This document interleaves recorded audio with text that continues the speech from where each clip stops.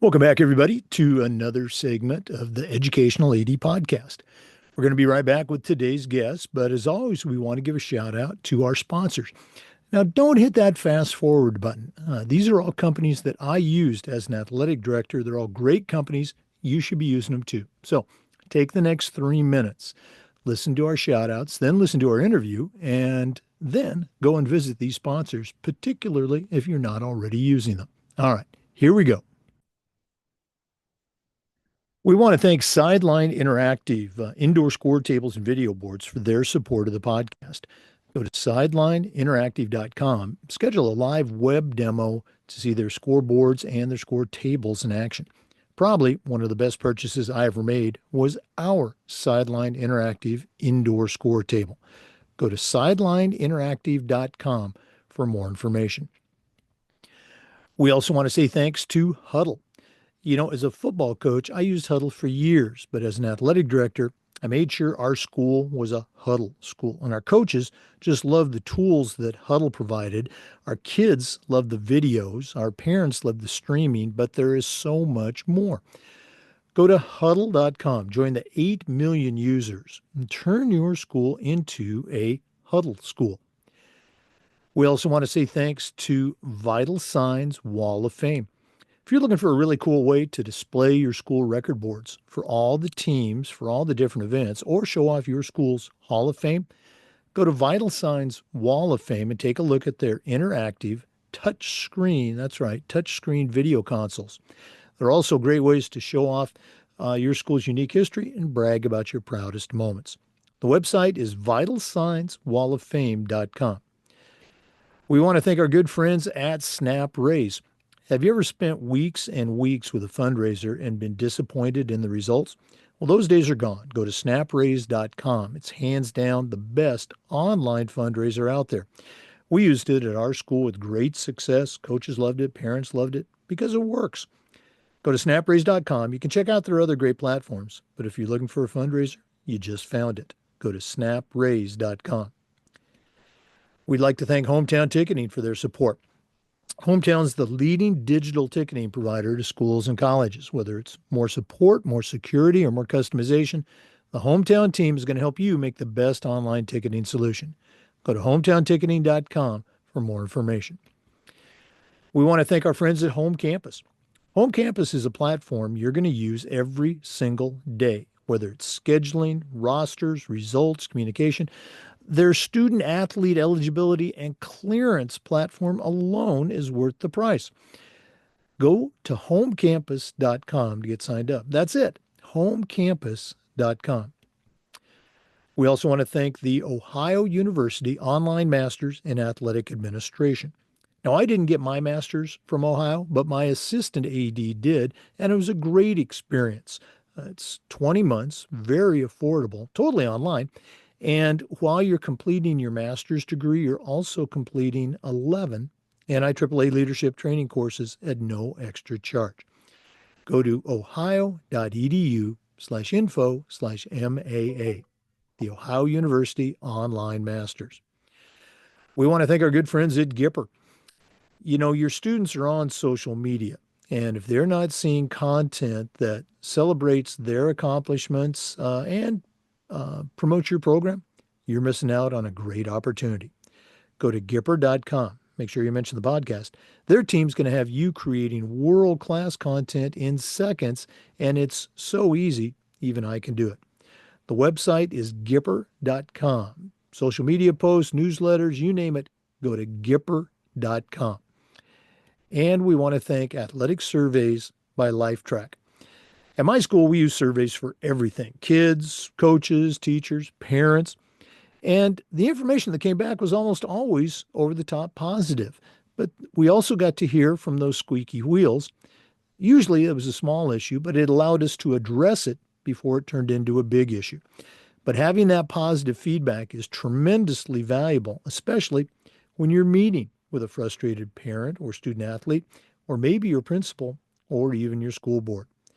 Go to athleticsurveys.com. They're going to create a custom survey that lets you take the pulse of everybody in your program. That's athleticsurveys.com.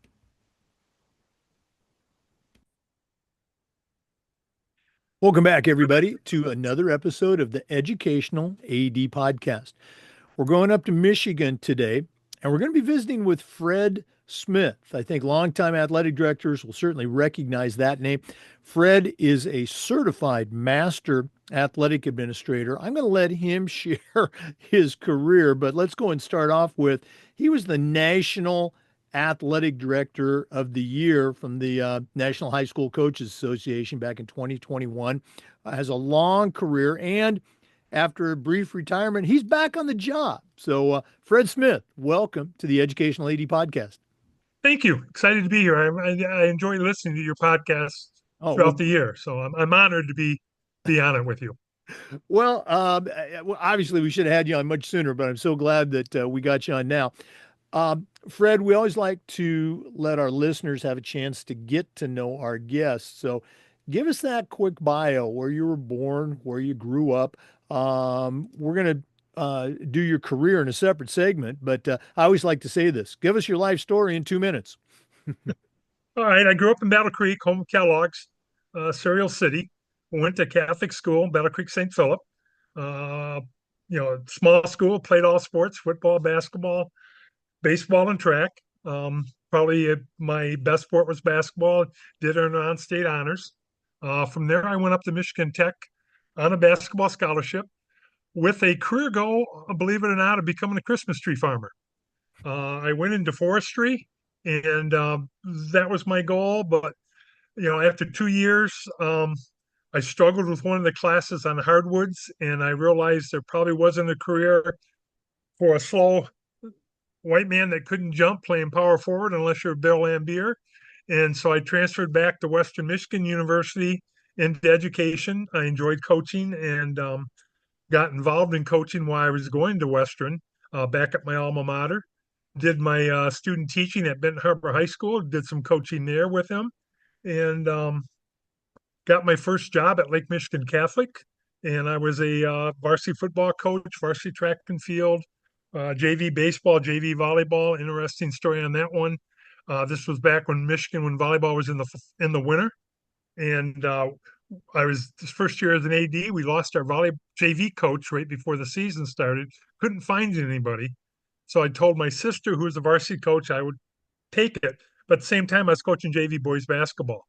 So fortunately, my wife was an assistant college coach, and we didn't have kids at the time. But I also did some coaching at Benton Harbor, and my 6th year in at Lake Michigan Catholic, the athletic director was named interim principal, and they asked me to be the interim AD, and that was 40 years ago, Jake. I'm still here.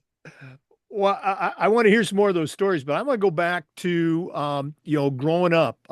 Was that, what kind of environment was that? Was it small town? Was it the suburbs? Well, no, we lived in what was a suburb called the Lakeview School District. When my grandma passed away, we brought her house, which was walking distance, about a mile from St. Philip, so we could walk to school. And that's where um, my mom came of a family of nine, and she was only two when both her parents had passed away. And her family of nine, her oldest brother was 18. They raised themselves, or St. Philip raised them. So we all Mhm. went to the Catholic school. Interesting story there. I still remember one day walking to school. I was getting ready to go, and my dad was running a little late for work, and he said, "You want to ride?" And I said, "No, I'll walk. I'm fine." About 2 blocks later, as I'm walking to school, I pass him being pulled over, getting a speeding ticket. So, but no, it's a mid-sized town. It has four high schools in it. The Catholic school and four public schools. So I mean, it's fair, but it is a factory town, a cereal city town. Post Right. and Kellogg's have their homes there. That's where most of the people work. Now, you mentioned that you didn't just do all three sports. You mentioned four sports, which I love. At, I did. I mean, I played baseball one year and ran track a couple years in the spring. So I didn't play okay. them both at the same time. Oh, okay. What was as a track guy, I got to ask, what was your event? 800, 400, high jump and shot put. Oh, wow. Okay. You got multi-event guy. Yeah. I was a Yeah, high jump hurdler and, ran on the 4x4. yeah. Um, I mean, back you, in those times, it was a 440 and the half No, no, mile. Or no. I know exactly what you and mean. The it was a cinder 440. Yeah, track. yeah. It was a cinder track. Um, you mentioned, you went to Catholic school, but there were public schools in there. Did you play the public schools in any of the sports? Was there any Oh sort of yes. Oh, public-private rivalry going on? oh yes. Our arch rival was the Battle Creek Penfield. We had some great battles with them. Um, and we also played Battle Creek Harper Creek. Another, I mean, we were a small school, but we competed with them. We at least in basketball, we did not play Battle Creek Central or Battle Creek Lakeview. Although I remember going to Battle Creek Lakeview summer camp and overheard the guy in charge, who was their head basketball coach, tell one of the counselors, "Don't worry about him. He's going to the Catholic school." Because our family, I mean, all 37 of my cousins that lived in, or the ones that lived in town, all went to the Catholic school. Right. Yeah. But when you beat those guys, that had to make it that much better, right? Oh yeah, I mean it's in football. The year we beat Battle Creek Penfield was quite challenging, and I can still recall our senior year when Penfield came to town, our rival, and our gym was packed by the JV game. It was sold out. And I think back then you you could smoke in schools, because I remember coming out for Right. warm-ups That's right. and you could see a haze in the ceiling of the gym. But yeah, those were exciting times. No, when you mentioned that, I just had a flashback. One of our rival schools when I was in high school. That's exactly how it was, is cloud in the balcony level. Yep.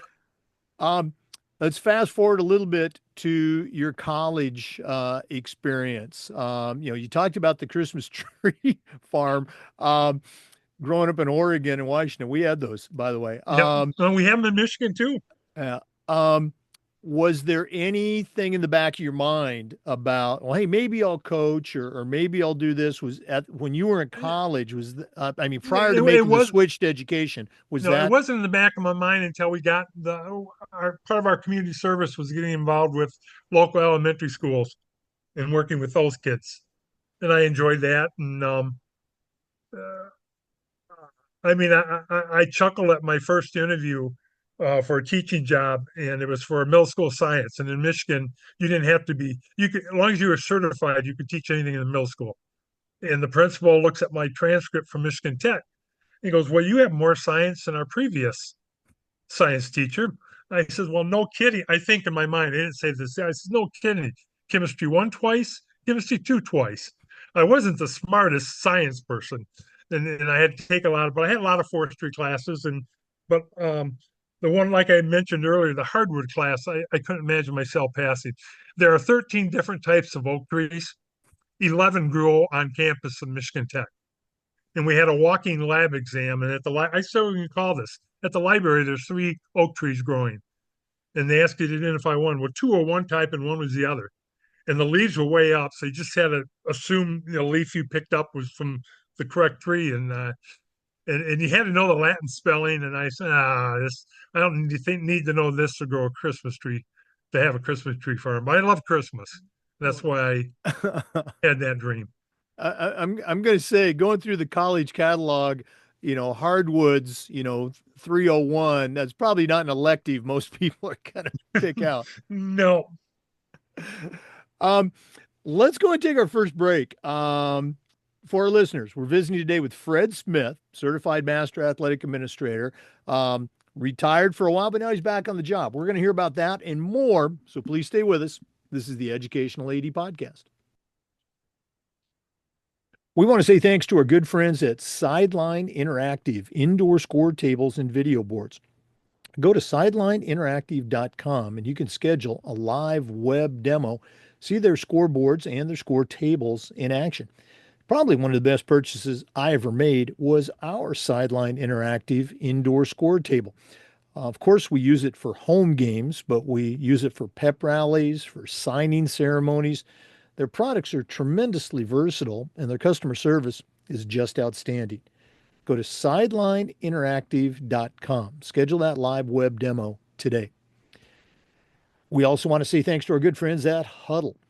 As a football coach, I used Huddle for years, but when I became an athletic director, I made sure that our school was a Huddle school. And our coaches, all of our coaches, just loved the tools that Huddle provided. Our student athletes love the videos, our parents love the streaming, but there is so much more. Go to huddle.com, join the 8 million users, and turn your school into a huddle school. Hey Jake, we can give a shout out to Huddle listening to that ad. All our coaches love it. We use it volleyball, football, basketball, soccer, and they all just love it. It's wonderful. Oh boy, I appreciate you saying that. And I knew about Huddle because I'd used it as a football coach. But when we started, for our school as an AD, I was concerned that if the other coaches would like it. And you're right. Our volleyball coach, our basketball coaches, I'd be walking through the gym and they've got their cell phones out. They're programming Yep. the focus cameras because they want to videotape practice. And no, it's great. Thanks so much for saying Yep. that. Once again, for our listeners, our guest today is Fred Smith, a longtime athletic director in the state of Michigan. Fred, you mentioned earlier that you got those initial teaching and coaching jobs right out of college. I think it's important for listeners, particularly younger coaches, younger ADs, to hear about that journey. So share some of those stops that helped lead you to your positions later on as an athletic director. Um, well, as I mentioned earlier, I did my student teaching two places. I did it at Benton Harbor, one because I wanted to be a basketball coach. And Benton Harbor is one of the top basketball programs in the state of Michigan, has been for years. But also I didn't know if I wanted to get into college. And so I was able to split my student teaching at Benton Harbor High School, where I did phys ed with a basketball coach. And then in the afternoons, I went to Lake Michigan College and did some student teaching there for a couple instructors, Liz Miller and Don Osborough, and just to see if that's something I want to go career wise.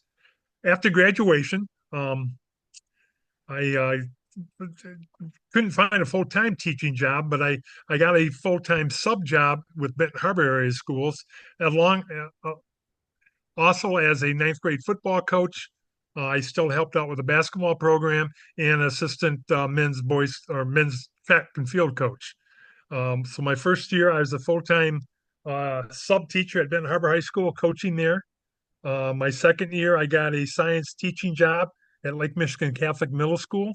I still continued coaching football and track and field at Benton Harbor, and had a middle school coaching boys basketball job at Lake Michigan Catholic, and ended up staying there for 12 years. Was a head football coach, head track and field coach. Also had dabbled in a little JV volleyball and JV boys basketball. Um, and I was there for 12. My sixth year in, the parents, we didn't have a principal, so the parents were upset and they moved the athletic director as interim principal, and they asked me to take over as athletic program, and I did that for 6 years there. And after that, I actually got out of, I mean, all my the rest of my athletic leader jobs were at I was just the athletic leader instead of director. I always call it a leader at Comstock High School for 16 years, Buchanan High School for 8 years, Benton Harbor High School for 2 years. Uh, then I retired and had an opportunity to come back to Bangor, and this is my fourth year here, and I just love it. We're going to hear about your current gig in our next segment. I want to go back to that first position as the AD, where you were coaching. I'm going to guess you might even have been teaching a few courses too, and now Oh, all of a sudden quite you're a few. the AD. I was the athletic director and the head football coach at a number of stops. Also, taught weightlifting. Actually, I taught English and math one year too. Um, how was that for you? You had a full-time job and now it's, oh, by the way, we want you to be the athletic director. How did you, I'm going to say survive initially, but how did you end up Well, thriving in that? when I became the athletic director, I went into it was more miss. I wasn't teaching. I didn't have any teaching gigs. Um, one year they named me the dean of students. They didn't really have it. It's kind of assistant principal AD job, and so that was really quite easy to balance. Um, that dean of Uh, students, I did that for a couple years myself, and I was just the dean at a private school. cool. I enjoyed it. I was also still the football coach, so I had that for me. Um, share a dean of students experience with our Oh, listeners. okay. What sticks out One for really you? comes real quickly to mind. Uh, Maybe in the middle of the afternoon, a teacher sent down two students that were giving her problems in the classroom. About the same time, I received a phone call from a baseball umpire who was a detective with the local sheriff's department, and they were involved in a drug bust. And he said, "I'm not going to be able to do the baseball game." Okay, thank you. Well, 38 phone calls later, I finally found a replacement baseball official because it was one of those nights that everybody was playing. And so I never dealt with the two students. And I show up the next morning on my door is a stick note from the principal, "Please see me." He wanted to know why I didn't deal with those two students. And one of the few times I kind of lost it, I says, "This really isn't, this is a classroom management issue. It wasn't really a discipline issue." I Right. said, "I can show you my phone logs. I spent an hour and a half trying to find a baseball official, which at that time I thought was more important than dealing with the two students." Hmm. I, it's just, You, in true dean fashion, yes, that's a it's, classroom yeah. management function. I had many conversations, with teachers, just trying to help them Yeah. out more The so other than with thing, the the other students. thing unique about coaching, Jake, was as I mentioned earlier, I went to basketball was my first love, and I wanted to be a varsity basketball coach. And the year before, I had applied for it and didn't get the job. And I really didn't think the only thing that the guy that got the job, who was from out of the district, I thought had in his favor was the school board president brought in his resume. He was friends with, whether it's true or not, I don't know. I mean, the guy was a basketball junkie, probably more so than I. So the next year when football opened up, I felt that we didn't have a lot of on staff candidates, that I was the best candidate on staff. And so I applied for it. And I guess fortunately for me, their top two candidates turned it down and they had to turn to me. And I took the job. And one of the interview questions was, "Now that you're coaching football, if basketball opens up, would you be in it?" I said, "No, not here. I'll be your football coach." And I served that for 5 years. Mhm. Had some great kids. First year we were 9-0. Of course, at that time, we had a limited playoffs and we didn't play a tough enough schedule to qualify. Right. But it was had great times. Had great athletes in track and field. And being a track guy, you can recognize these figures. Had a 170 discus thrower, and a 155, and then the two of them both. The 155 discus thrower was a 57-foot shot putter. The 170 was a 50-foot shot putter. Hey. Had a had a 7 foot high jumper or 6'11", um, and had a 12-foot pole vaulter, and had a 22-foot long jumper. We'd win dual meets just coming out of the field events. Right. And for our younger listeners, there used to be a thing in track and field called a dual meet. Two high schools would go to a track and they would compete in all the events and you would score it. It was one of the greatest things in the world. We need to bring the dual or even Yeah, the triangular meet back. Oh yeah, boy. much quicker. Um, as a track official now, I can tell you, yeah, those invitationals go on forever.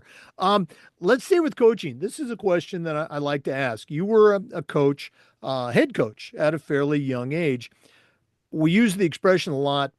You don't know what you don't know. What was something that you found out you didn't know when you became a head coach? Everything. I mean, the big thing is I don't think that coaches realize is the non-coaching responsibilities. The X's and O's, I can handle that, and I learned, and I was I forget the coach's name from Brigham Young, who's through the football, Mm-hmm. and I Oh, was a disciple. Laval Edwards. Yes, I was Yeah. a disciple of his Yeah. because the coach I was replacing was run oriented, and I said I'm not going to do. And he was a Hall of Fame coach. Right. What Terry Rose did, I said I'm going to throw the football because his parents were upset with him because he always ran the football, and so we were wide open and we had a good quarterback and threw the football, but it's the field responsibilities that can be just overwhelming. Mhm. Taking care of equipment, issuing equipment, managing that, managing the, developing the relationship with the parents because relationships matter Mhm. and communicating with everybody. It's the off the field. I wish I knew more of.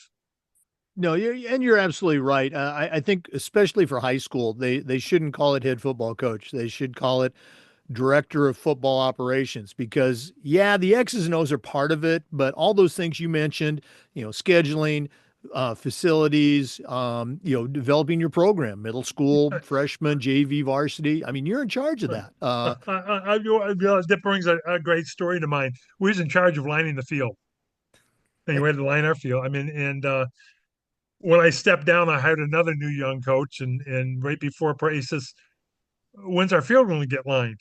I says, "Oh, you didn't read that in your contract?" I says, it's in everything's in the shed. You line it. I said, "I'll help you the first time."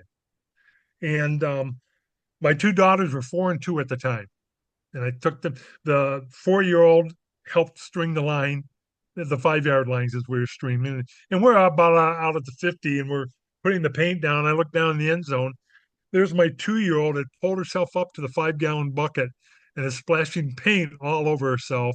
And I'm just thinking, my wife's going to kill me. I don't know if she's ever heard the story. Maybe if she listens to this, she will now. But those were good times. I think the statute of limitations on paint spills, might have expired. No, I'm right there with you. My first job as a head football coach, I drove the tractor that mowed the field. I moved the aluminum irrigation pipes that Yep. watered it, and yeah, I was out there Yep. with the gypsum cart, lining that field. Oh my goodness. Okay. Uh, Let's go and take another quick break. This is some fun stuff. We're visiting today with Fred Smith, certified master athletic administrator, longtime coach and AD in the state of Michigan. Let's take that break, but we're coming back. This is the Educational AD Podcast. We want to thank our good friends at Vital Signs Wall of Fame for their support. If you're looking for a really cool way to display your school record boards for all the teams, for all the different events, or show off your school's Hall of Fame, go to Vital Signs Wall of Fame and take a look at their interactive touchscreen video consoles. That's right, touchscreen. It's also a great way to share your school's unique history and brag a little bit about your proudest moments. Go to vitalsignswalloffame.com. Make sure you mention the podcast.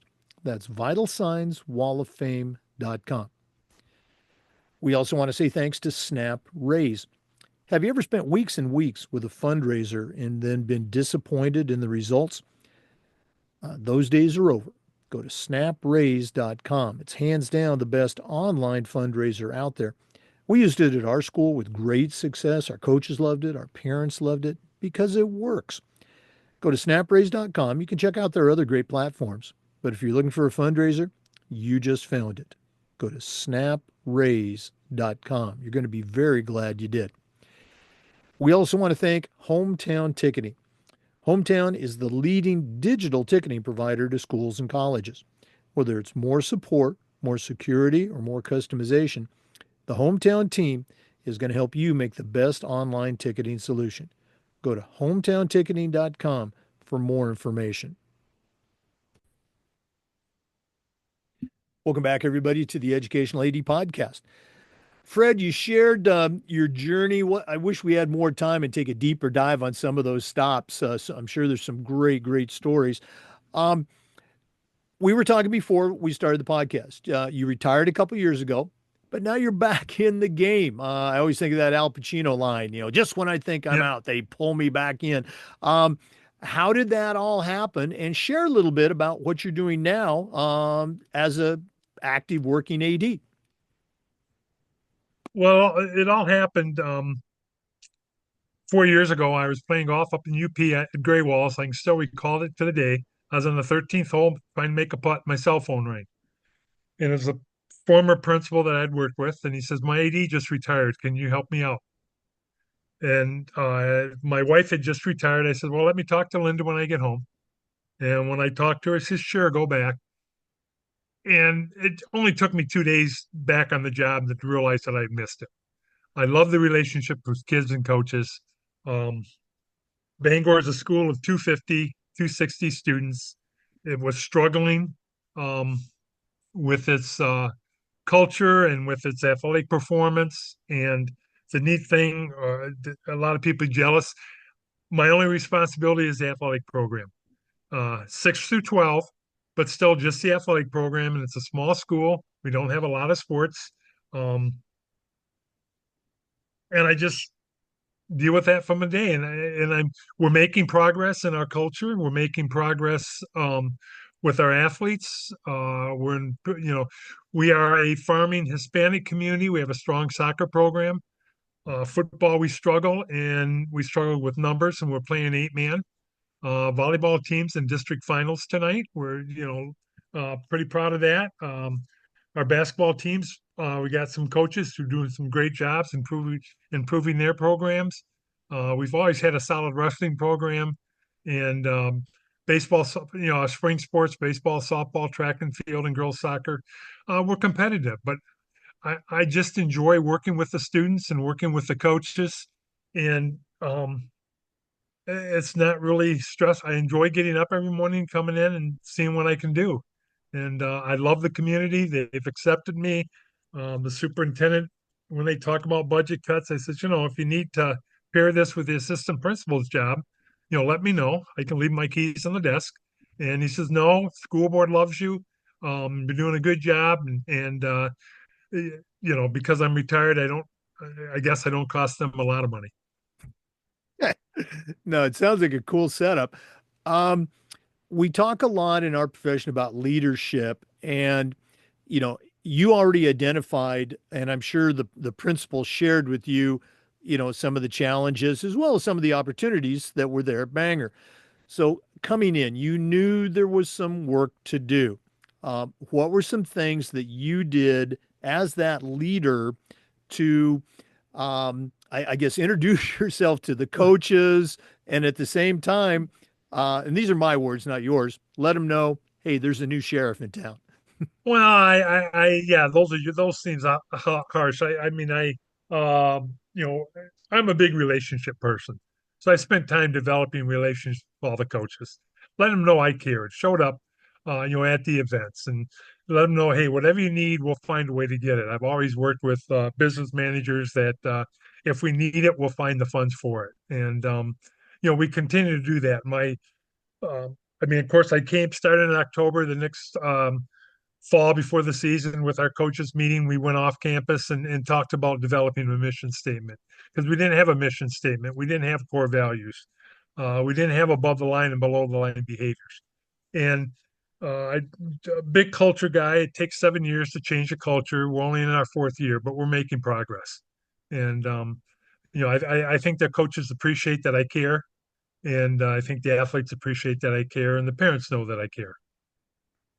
Yeah, you mentioned, I think, probably one of the most important things, and it's big picture, the relationship, but being at those games, letting them see you, the hey, these are our teams. It's not your Yep. team, it's not my team, it's our team. Um, what's your situation there as far as coaches? It's always a struggle to find coaches, period. It's even more challenging to find great coaches.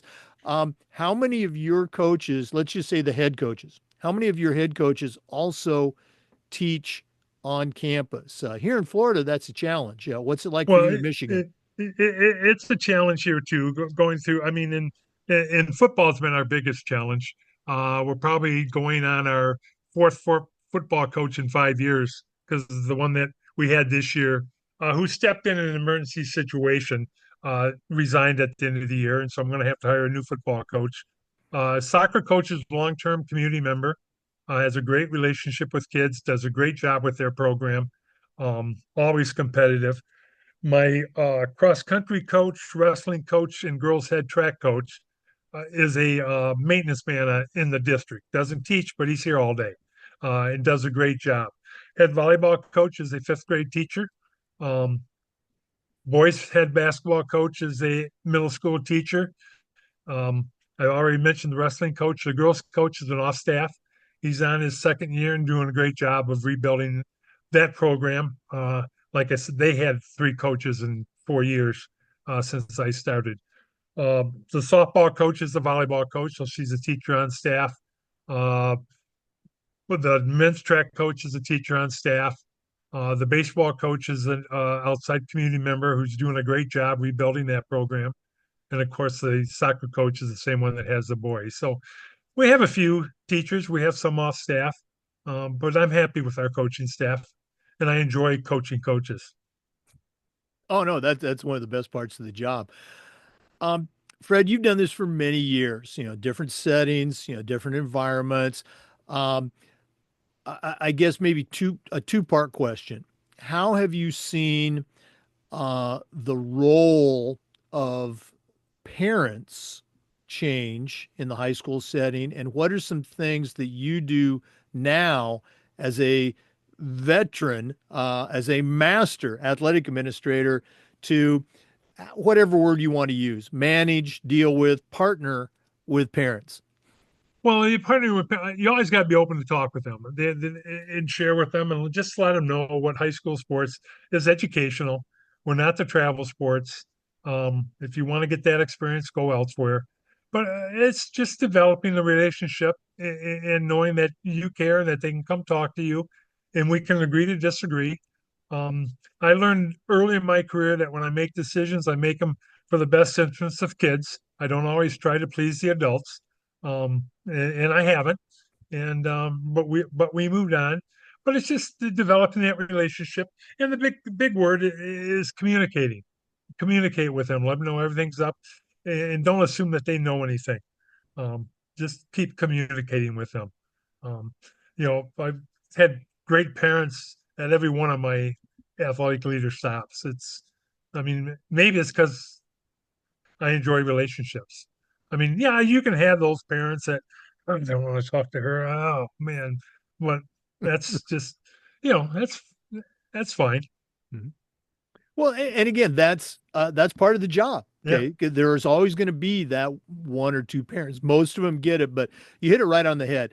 Parents want information. They're not yep. getting it from their kids, and Mm. so we've got to fill that gap and just let them know what's going on. Speaking of that, Fred, we'll do this at the end of the show, but if one of our listeners wanted to reach out and pick your brain a little bit, and listeners, you have a tremendous resource here, or maybe they just want to add you to their network, what's the best way that our listeners can get a hold of Fred Smith? Well, two ways. One by email, fsmith@bangorvikings.org. Um, and the other way, I had no problem, is text me. I don't have voicemail, but everyone knows needs to get a hold of me, knows if I don't answer the phone, if they send me a text. And it's 269-271-5736. And I'm happy to help anyone and everyone. I enjoy this. My dad used to yell at me for not having voicemail. I says, Dad, I have caller ID. When I see you call, I call you right away. Whether I hear it in a voicemail or I talk to you, because he wasn't a texter. He's, I said, "Well, if you want to leave a message, call my wife's phone," is what I Yeah, would tell him. I'm not going to share it with everyone. no, no, no. But I think you're right. I think most people grudgingly have gone into texting rather than voice messages. Um, let's go and take another break. I know that's shocking to our regular Yeah. listeners, but we're visiting today with Fred Smith. We're going to do some sponsor shout outs, but we're coming back with more. This is the Educational AD Podcast. We want to give a shout out to our good friends at Home Campus for their support of the podcast. Home Campus is a platform that you're going to use every single day. Maybe it's scheduling, results, rosters, communication. Their athletic eligibility and clearance platform alone is worth the price. Go to homecampus.com for more information. That's it, homecampus.com. Even if your state uses another platform, take a look at Home Campus. You're going to be glad you did. We also want to say thanks to Ohio University and their online masters in athletic administration. Now, I didn't get my master's from Ohio, but my assistant athletic director did, along with thousands of others. And it was a great experience. It's very affordable, just 20 months, totally online. And while you're completing your master's degree, you're also completing 11 NIAAA leadership training courses at no extra charge. To get more information, just go to ohio.edu/info/MAA, the Ohio University Online Masters in Athletic Administration. And we want to give a shout out to Gipper. Your students are on social media, and if they're not seeing content that celebrates their accomplishments and promotes your program, you're missing out on a great opportunity. Gipper's used and trusted by over 20,000 schools and programs across the country. It's professional graphic design made simple. Go to Gipper.com. Make sure you mention the podcast, whether it's a newsletter or social media posts. Gipper is going to help you do it. That's Gipper.com. Check them out today.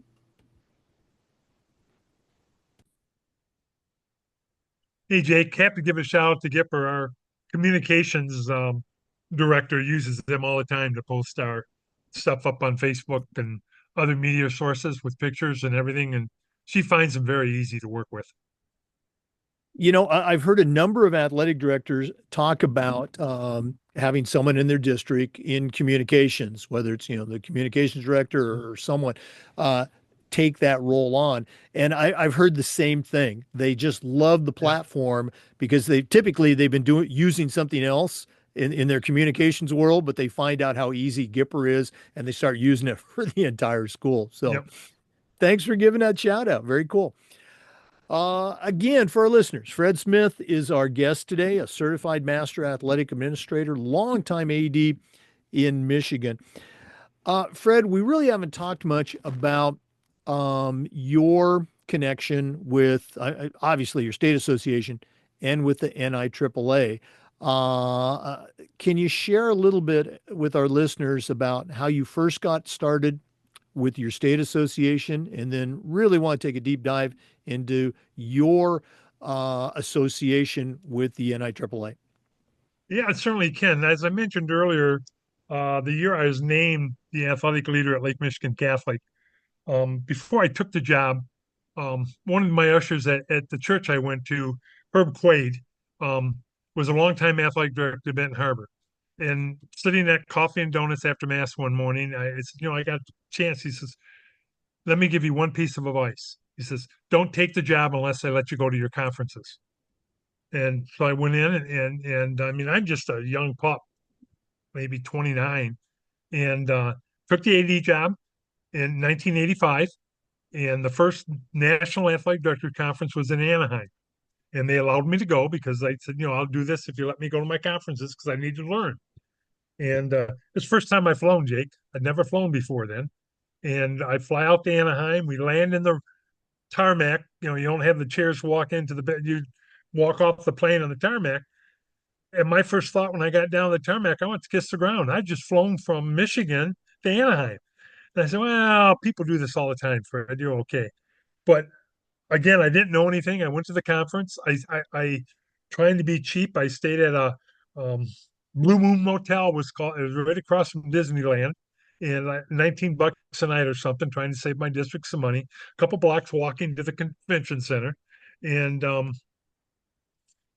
finally, and it was there that my mentor Herb talked me into signing up to get on an NIAAA committee. A few years later, I was appointed to the credentials committee, which we were in charge of the elections at the conference, and served on that committee for 6 years. And I think I'm one of the fortunate ones. I haven't missed a national conference since 1985. I've gone to every conference. It's a great way to network and learn. Um, Anytime I change jobs, when you get to the interview questions, whether you got any questions of us, I always ask the superintendent, will you support me going to the national conference? Because it's important to me and my state conference. And in Michigan, we have two, one in March and one in June. It used to be in late July, but now it's in June. But they're just great places to network and learn. And so I've continued to go to conferences. Uh, After being on the credentials committee in 1996, it was Michigan's turn to appoint someone to the board. And because I was involved on a committee, one of the few Michigan ADs involved at the time, our executive board asked me if I'd be interested in serving on the NIAAA board. Jake, I'm a young pup. I didn't know anything, so I said yes. And really, it was the best thing I ever did because it was the three most impactful years of my career. Can you imagine the Hall of Famers in the NIAAA that I served with and learned from? I mean, my only regret was I was too young serving on the board. I felt to contribute. I took more away from it than I learned. I kind of wish I was later in my years when I served on the board where I could offer more. But I was on the board during the development leadership training. And also at the same time, when they developed that, our state director, Jack Roberts, came to our MIAAA and says, we need to do something risk management wise for our ADs. We need to do some legal teaching. And the light went off. I said, Jack, we just developed a course, risk management. And we brought it to Michigan in August of '99. Taught it at three statewide ADN services. We were the first state to teach leadership training outside of the national conference. We actually had brought in Tim Flannery and Jim Teff to teach 501 and 504 to us so we could develop our own instructors. And, I've been involved in the leadership training program for 25 plus years as our state coordinator. I went to my last state coordinators conference this past September. It finally turned it over to, uh, I guess we have six ADs in Michigan that are now involved in leadership training, three in the leadership training, two in certification, because it's that important. Mhm. I continue to stay involved with the NIAAA. I was the national chair for LTC 501. Last year was my last year, and I turned that over. I mean, it's got to know when it's time. Um, I've taught leadership training in 13 different states. It's just been a wonderful part of my career. Well, and you talk about the associations. I did the same thing. Applied for committees, was accepted to certification, was on that for 9 years. And one of my favorite pictures, um, there's three Hall of Famers. There's a NIAAA president, national president, and me in that same picture. Or I'm just, how did this happen? How did I get to be a part of that I still group? look back at that. I mean, I look at the NIAAA Hall of Fame, and there's over 60 of them I have close working relationships with. I mean, and the ones that I've taught LTC 501 on the national level with, so many of those instructors are in the NIAAA Hall of Fame now. And I mean, the influence they had on my life is I'll never repay them. Oh no, you're absolutely right. I want to go two more questions on this topic. Again, you've run the gamut. You were that young AD at your first conference.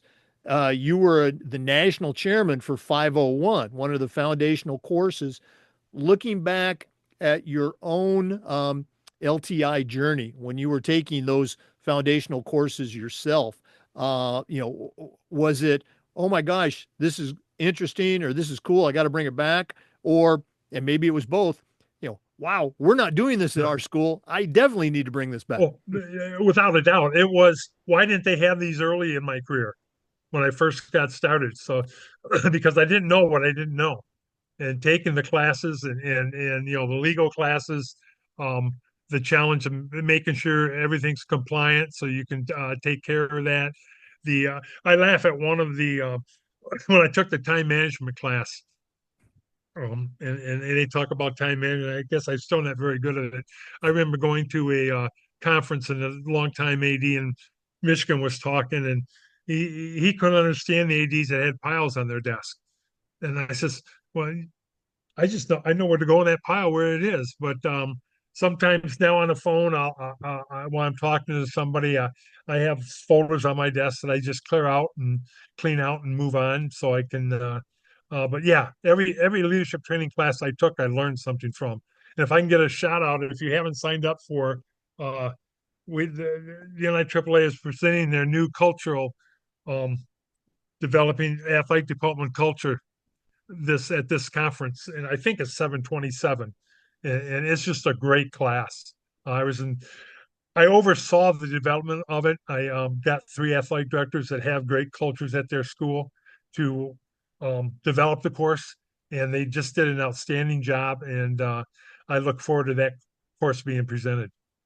Oh no, absolutely, and there's still time to sign up. So make sure you, if you're not already signed up, we definitely want to see you in Austin at the NADC.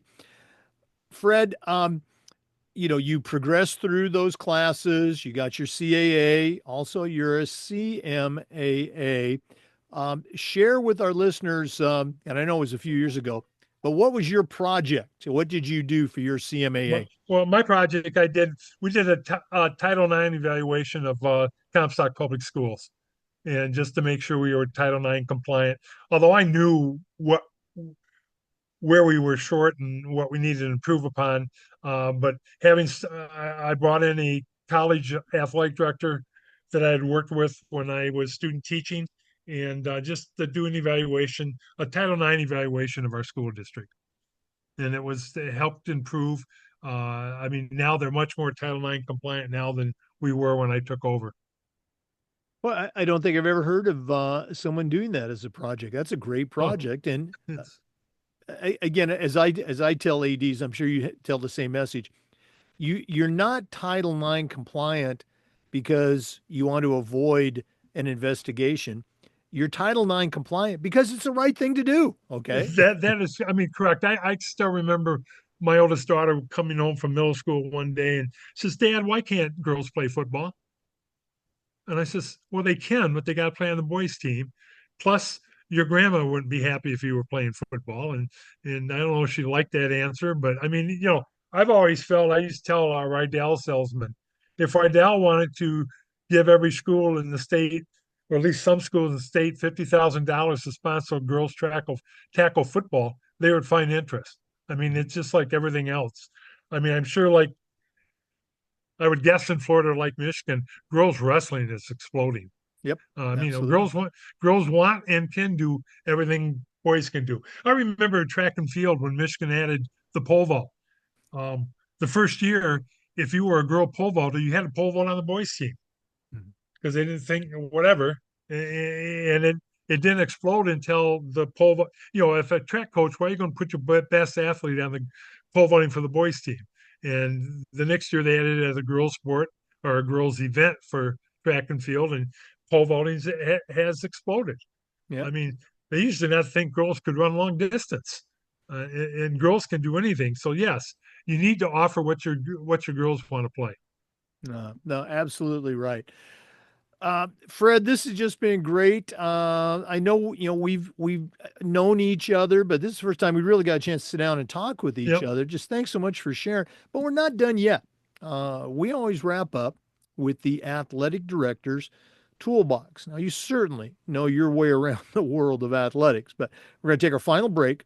We're going to hear from Athletic Surveys, who sponsored this segment. And when we come back, I'm going to challenge you to send out a brand new athletic director on their very first job, but I'm only going to let you put 3 items in the toolbox.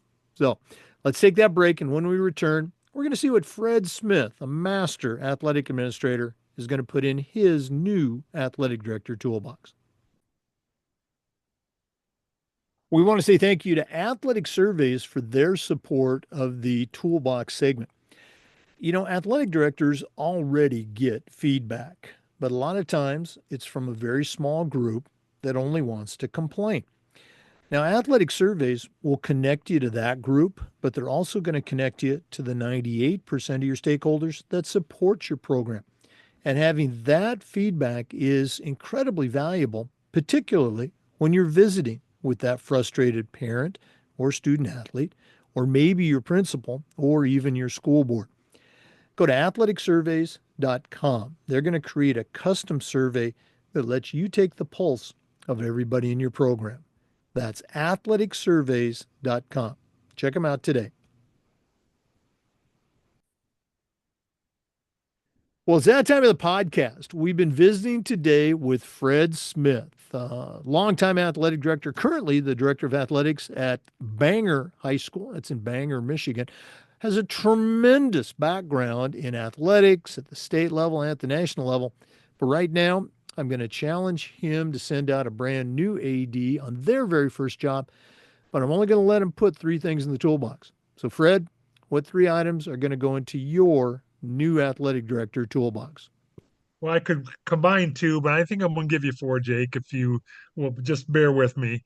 The first, as you can tell, is be involved with your associations, serve on committees, host state tournament events for your state association, and attend conferences. As I mentioned earlier, I've attended every national conference since 1985, and have learned something new every time I went. And I have attended and presented at the Michigan conferences.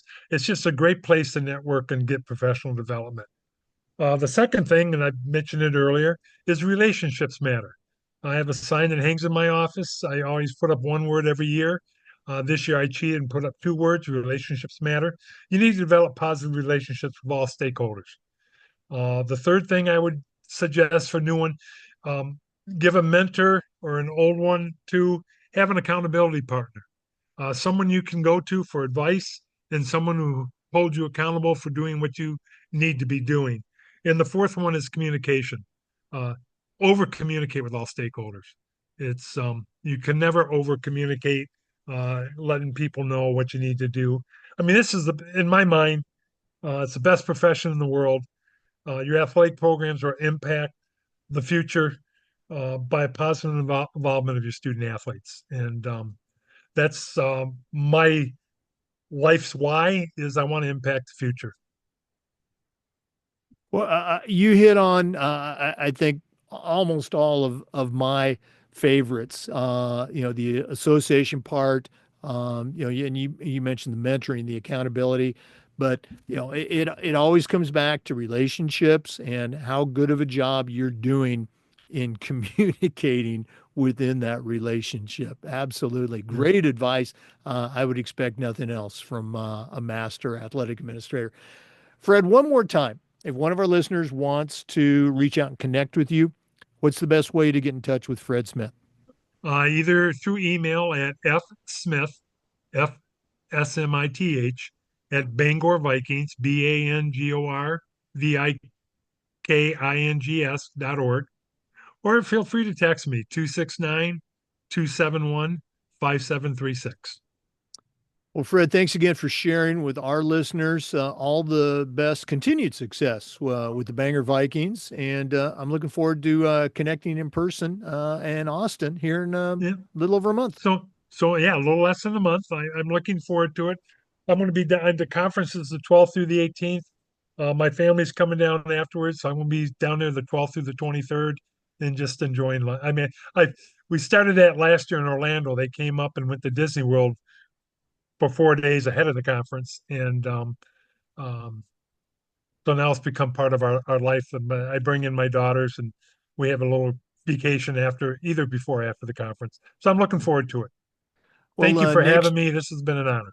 next year, well, thank you, sir. The honor's ours. Next year, when the conference is in Tampa, if you got some extra time, take the trip up to our place in the Lake Country. We'll take you and your family out on the pontoon boat. Have a barbecue, Well, have a we'll, we'll, beverage or we'll, two. we'll we'll take you up on that. I'm All sure we right, will. I'm All counting on that. All right. right. For our listeners, we want to say thanks to you and remind you that we upload the Zoom recordings of every interview to the Educational AD Podcast YouTube channel. We do this just about every day. We try to share stories and best practices. So come back and join us again on the next episode of the Educational AD Podcast. We'll see you next time.